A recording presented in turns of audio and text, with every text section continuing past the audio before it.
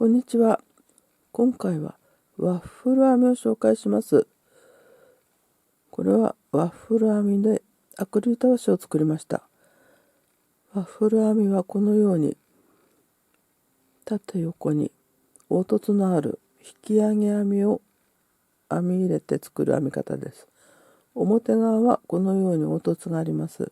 そして裏側はこのような編み地になります。編み図で説明します。全体の編み図はこの編み図ですが、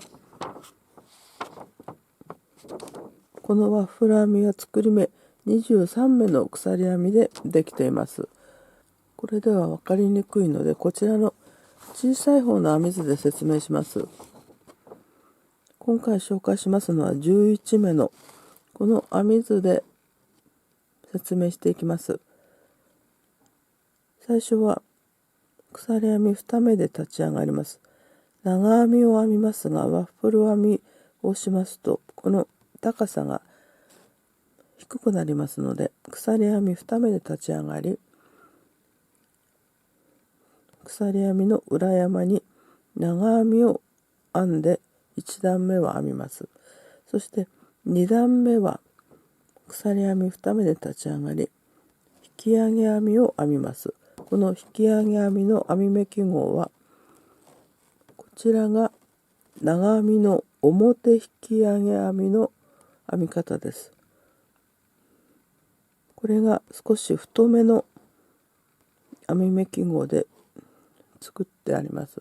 そしてこちらが長編みの裏引き上げ編みの編み目記号です。これは少し薄めの色で細めな編み目で記号にしてありますので、一模様としては表引き上げ編み裏引き上げ編み2目の合計3目で模様1粒になります。そして両端は2目です。こちらも2目で両端を編みました。ここが2目ずつなっています。そして鎖編み2目で立ち上がり、引き上げ編みをして段の最後は中長編みを編みます。3段目は鎖編み2目で立ち上がり、3段目はこちらの表引き上げだけは引き上げ編みで編みますが、それ以外は長編みを編みます。間は長編みです。そして最後は中長編みです。4段目は鎖編み2目で立ち上がり、3段目と違い4段目は2段目と同じ編み方です。引き上げ編みを裏と表、裏引き上げ、表として交互に表引き上げ編み、裏裏、表裏裏、表と編んで、最後は裏引き上げ編みを編んだらまた中長編みです。これを繰り返してこちらの模様を作ります。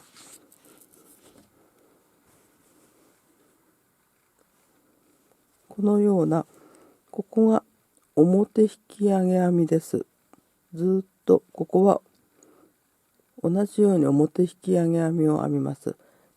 偶数段の場合は裏から編みますので反対の編み方になります。そしてここが2段になっています。編んでいくと分かりますが、これは長編みの2段になっていて、ここは引き上げ編みをしてありますが、ここは普通の長編みを編んでいます。1段ごとにこちら側は引き上げ編みをしています。これが裏から見るとこんな風になっています。編みながら説明します。今回は小さめな鎖編み11目で編み始めます。最初は立ち上がりの鎖編み2目を編んで、次は長編みです。鎖編み2目から1、2、3、4個目のところに裏山を拾って長編みを編みます。針に糸をかけて鎖編みの4個目のところに長編みを編みます。次も針に糸をかけて隣の鎖編みの裏山に針を入れ、糸をかけて引き出し、糸をかけて2本の糸を引き抜き、糸をかけて残りの2本を引き抜いて長編みを編みます。これを繰り返して鎖編みの裏山を拾って長編みを編みます。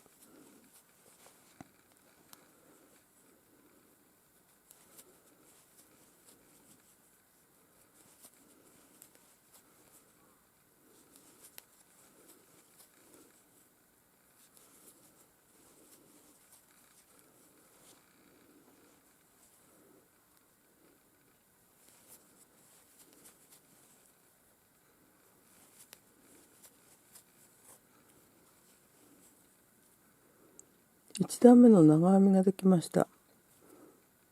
次は2段目です。2段目も鎖編み2目を編んで編み地を裏返します。次は引き上げ編みを編みます。この編み図で見ますと、今鎖編み2目を編んだところです。そしてこちらの編み図では編み目記号は裏引き上げ編みですが、2段目は裏から編んでいますので、この編み目記号は表引き上げ編みを編みます。そしてこの太めの編み目記号は表引き上げ編みですが、裏から編んでいますので、これは裏引き上げ編みを編みます。表、裏、表、表、裏、表、表、裏、表の引き上げ編みを編んで、最後は中長編みです。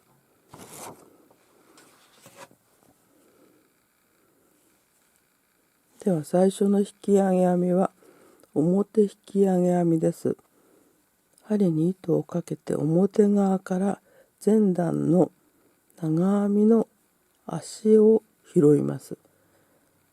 針を入れて裏の側を通して表側に針を出して長編みの足の部分を拾って長編みを編みます。これが表引き上げ編みです。次は裏側です。裏引き上げ編みを編みます。裏側から針を入れて長編みの足を渡して裏側に針を出します。そしてここに長編みを編みます。糸をかけて引き出して糸をかけて針にかかっている2本の糸を引き抜き、糸をかけて残りの2本を引き抜いて裏側から裏引き上げの長編みを編みました。次は表側から表引き上げ編みです。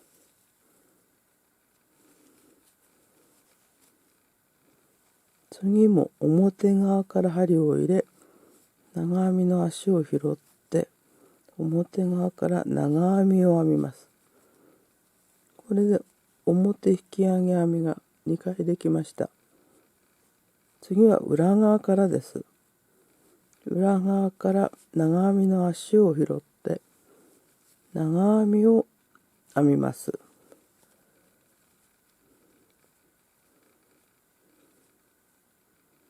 長編みを編みます。2段目は裏から編んでいますので、編み図とは反対に編んでいます。次は表側から目を拾って長編みを編む表引き上げ編みです。次も同じように表側から引き上げ編みを編みます。次は裏側からです。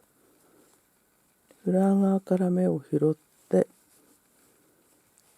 引き上げ編みを編みます。次は表側からです。表側の目を拾って長編みの足を拾って長編みを編みます。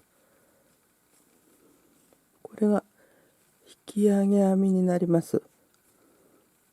そして最後は中長編みを編みますが、編むところは立ち上がりの鎖編み2目の2個目のところです。ここです。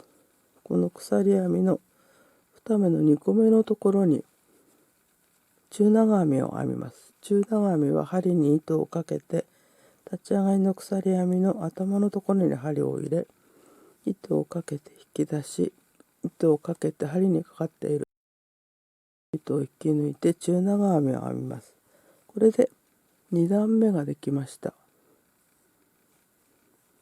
次も鎖編み2目を編んだ編み地を裏返します。こちら側が表側になります。この部分です。今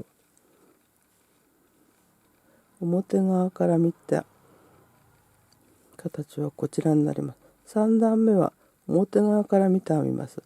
そして今ここは引き上げ編みを裏側から引き上げて編みましたので、少しここが出ていますが、次の3段目は1段目2段目と編んだ3段目は引き上げ編みをしないで長編みの頭のところに普通に長編みを編みます。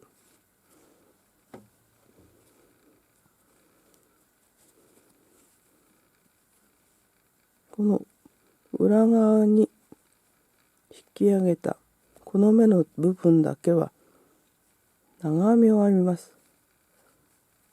長編みの頭はここになります。ここに長編みを編んだら、次は表側に盛り上がっているこの引き上げ編みをしたところです。表側から盛り上がっている部分だけは、ここはずっと引き上げ編みをしていきます。表引き上げ編みです。針をかけて前段の表引き上げ編みの長編みの足を拾って長編みを編みます。ここは表引き上げ編みです。次に裏側が出ているところは普通に長編みを編みます。長編みの頭はここです。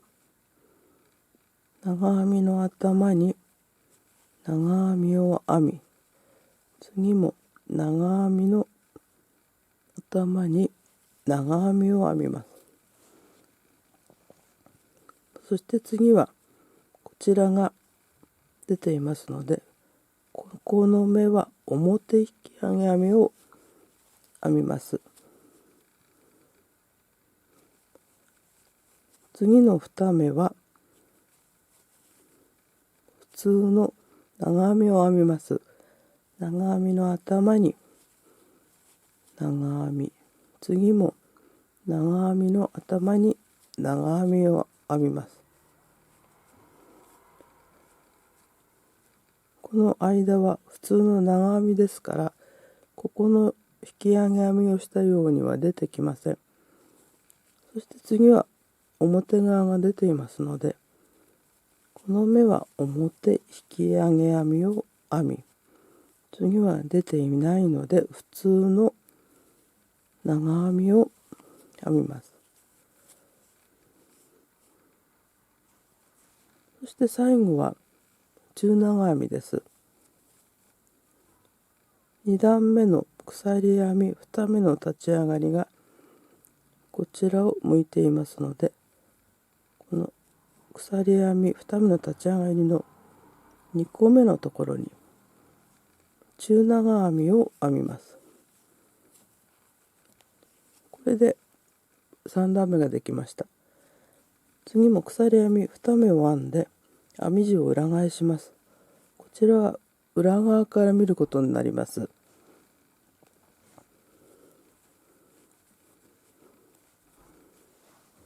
編み図で説明します。今3段目が編み終わったところです。3段目の最後に中長編みを編んで鎖編み2目を編んで、次は4段目です。4段目は2段目と同じように4段目も引き上げ編みをしていきます。裏側から見ますので編み目記号は反対になりますが、表引き上げ編み裏表表裏表表裏表と編んで最後は中長編みです。4段目は裏側を見ながら編みますので、編み目記号とは反対の編み方をします。鎖編み2目を編んで編み地を裏返し、わからないときは少しこちらが出てて、この目がへこんでいますから、こちらを見ますとこの目のところは裏側から見たら裏引き上げ編みの場所です。ですからここは表引き上げ編みを編みます。長編みの足を拾って引き上げ編みを編み、次はこちらが出ていますから裏側から長編みの足を拾って引き上げ編みを編みます。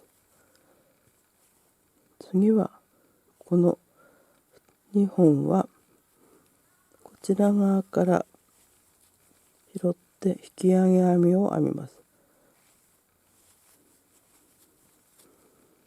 次は裏側に出ていますから裏側から拾って引き上げ編みを編みます。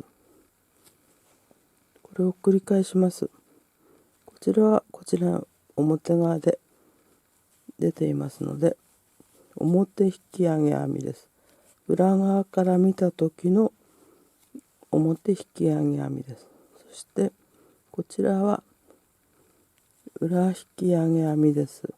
編み図では表引き上げ編みになっていますが、今は裏から編んでいますので編み図と反対の編み方です。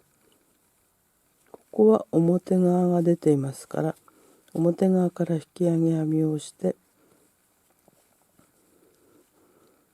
次は最後のところです。最後は立ち上がりの鎖編み2目の2個目のところ、ここに中長編みを編みます。これで4段目ができました。こちらが裏側です。こちらが表側です。これでワッフル編みの形がわかるようになってきました。全体ではこのようになります。ワッフル編みは凹凸もすごくありますし、アクリルたわしとしてはとても使いやすい編み地です。ワッフル編みのアクリルたわしの編み方を紹介しました。